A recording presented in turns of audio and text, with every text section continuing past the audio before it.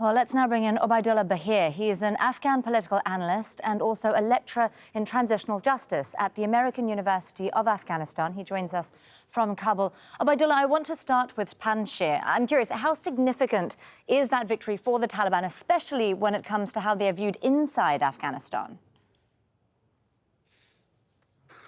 Thank you for having me. The Panjshir battle was inevitable. The defeat was inevitable as well. We have to remember that the Taliban forces out the Panjshir resistance by 1 to 20. There's also this huge asymmetry of access, of equipment in favor of the Taliban.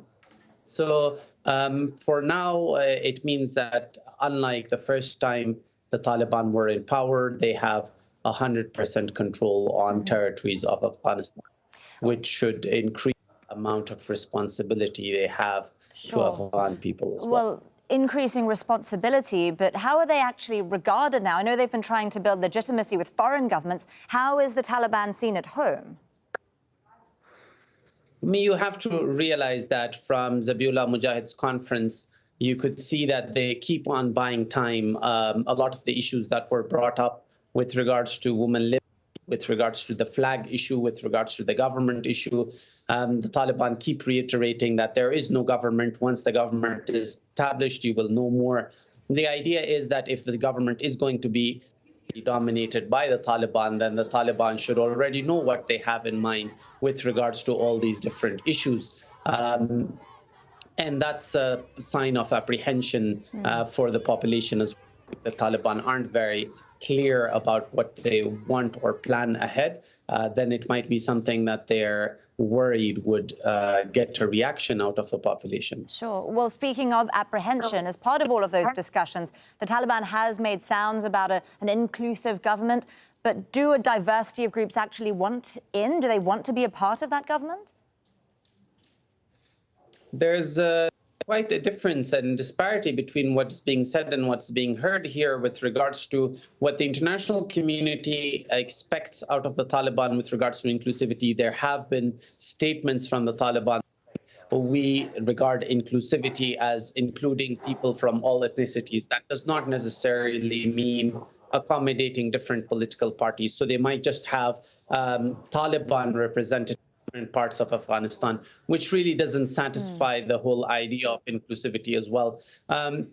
With regards to the political elite wanting to participate, you need to understand that most of the Talibans left the country. By the way the Taliban took power, they were under threat. These people left, so there's been a political cleanse. So everyone who is in Afghanistan right now or feels safe to be here politically as well are people that have like-minded ideologies with the Taliban. So there aren't people that would have an issue with working with the Taliban. Well, should we then be expecting any women to be a part of this so-called inclusive government? Well, the Taliban's official statements with regards to that have been that women will not have any leadership roles. However, they will be included within the structure of government, which is quite counterintuitive because Afghanistan has a ministry for women affairs. And it would be quite a shame if a man were to represent that ministry.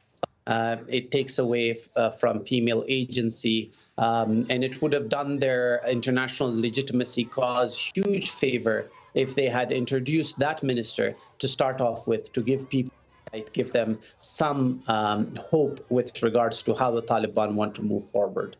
Obaidullah Bahir there, an Afghan political analyst and lecturer of transitional justice at the American University of Afghanistan.